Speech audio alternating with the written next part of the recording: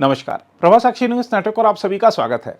ऐसे में जबकि देश भर में कुछ मुस्लिम वक्फ संशोधन अधिनियम के खिलाफ प्रदर्शन कर रहे हैं, तब बड़ी संख्या में मुस्लिमों ने प्रधानमंत्री नरेंद्र मोदी से मुलाकात कर उनका इस बात के लिए आभार व्यक्त किया कि उन्होंने वक्फ कानून में सुधार किए।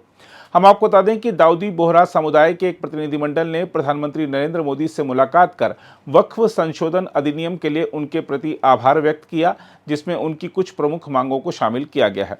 समुदाय के सदस्यों ने मोदी से कहा कि यह मांग वे लंबे समय से कर रहे थे, क्योंकि उन्हें सबका साथ, सबका विकास, सबका विश्वास के उनके दृष्टिकोण पर भरोसा है। बैठक में उनके साथ अल्पसंख्यक मामलों के मंत्री किरण रिजिजू भी थे।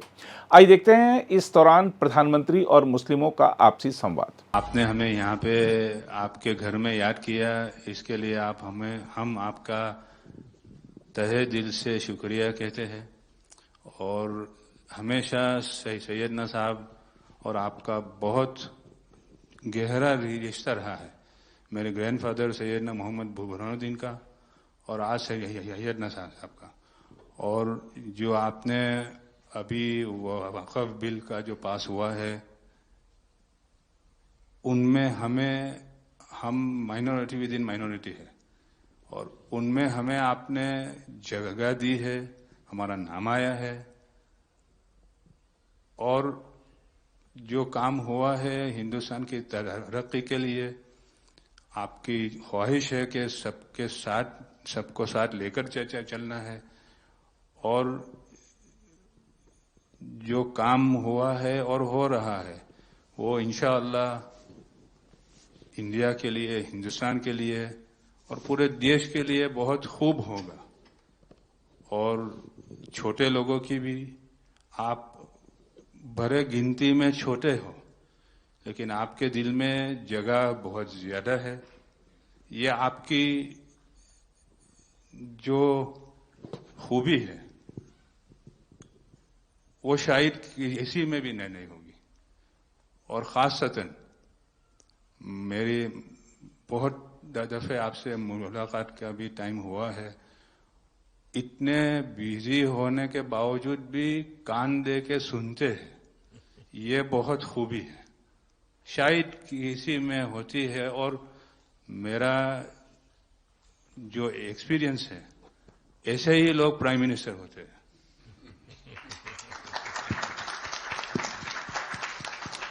સાહેબ વક્ફ અમેન્ડમેન્ટ બિલ આપ લઈને આવ્યા 75 વર્ષમાં પહેલી વાર આ કમ્યુનિટી, બીજા મુસ્લિમ કમ્યુનિટીને કોઈએ સાંભળ્યું છે, કોઈએ એકનોલેજ કર્યા છે। સાહેબ मैं आपने एक वाक्यो कहूं, भिंडी बाजार में हमारो एक प्रोजेक्ट चाले છે। हमारे प्रोजेक्ट में एक जगह है भिंडी बाजार के अंदर जो हमने 2015 में खरीदी। हम मालिक हैं, बहुत मेहनत से खरीदी। उस जगह को 2015 में लिया, 2019 में कोई नासिक का और अहमदाबाद का शख्स जाके बोलता है ये जगह वक्फ है। वक्फ तो वहां पे तो लोग रहते हैं, टेनेंट्स है, दुकानें हैं।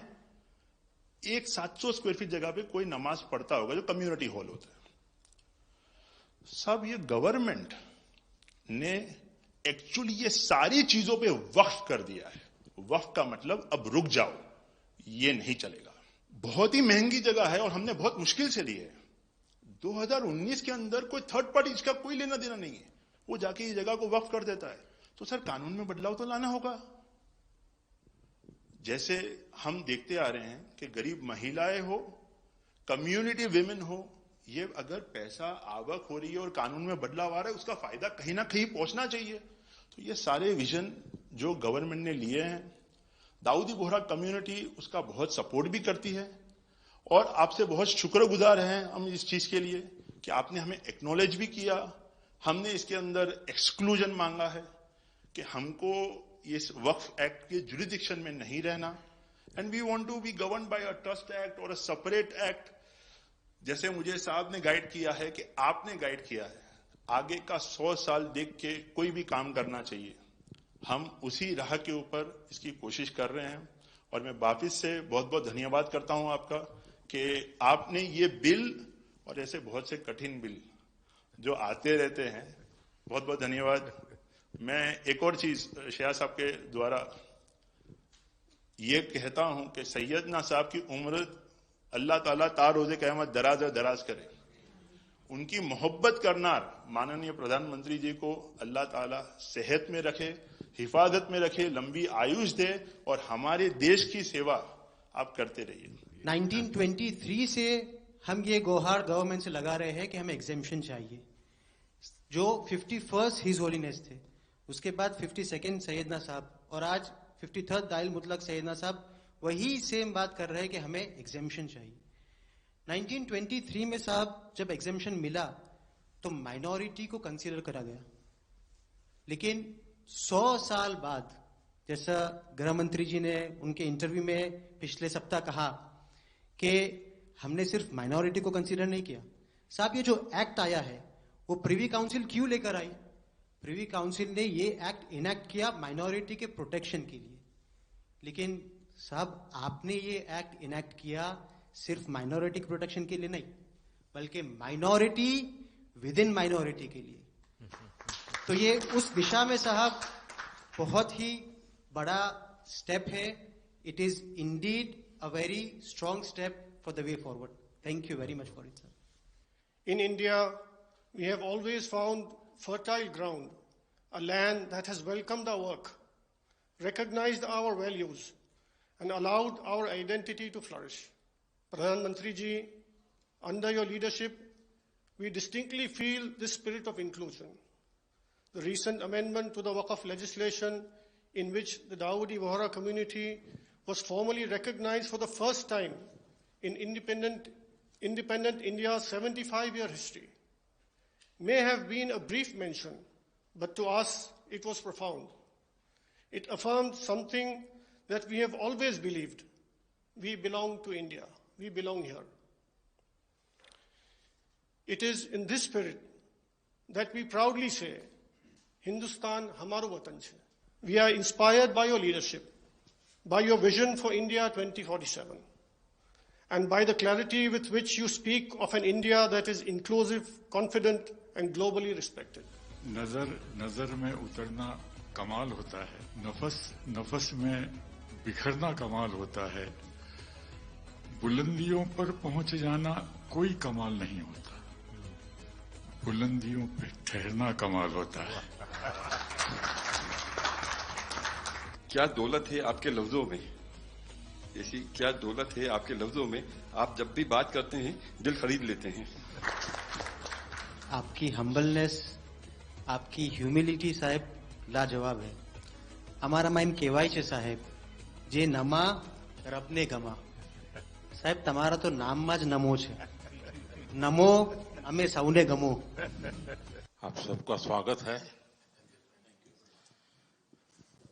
शायद आप में से बहुत कम लोगों को पता होगा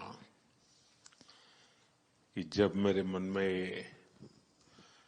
वक्फ के एक्ट पर काम करने का विचार आया तो सबसे पहले मैंने सैयदना साहब से सलाह मशवरा किया, फिर उन्होंने आपको मेरे पास भेजा, तो मैंने इनको 3 साल तक परेशान किया कि आप जरा इसको अपने तरीके से देखिए, आप अपनी लीगल एडवाइस लीजिए, मुझे ड्राफ्ट दीजिए। यानी आप कल्पना नहीं कर सकते इतना कंसल्टेशन में उन्होंने मेरा साथ दिया। आप में से जो भी जानकार लोग उनको बात कर करके ले आए और एक एक शब्द, फुल स्टॉप, कॉमा में क्या करना चाहिए, यहां तक मुझे मदद मिली।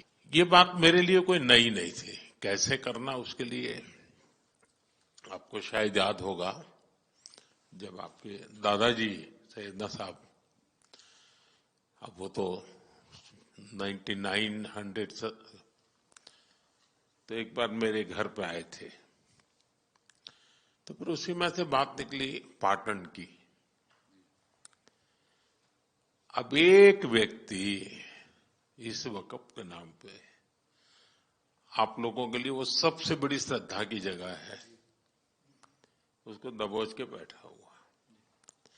अब मैं भारी कोशिश की मैंने खुद ने,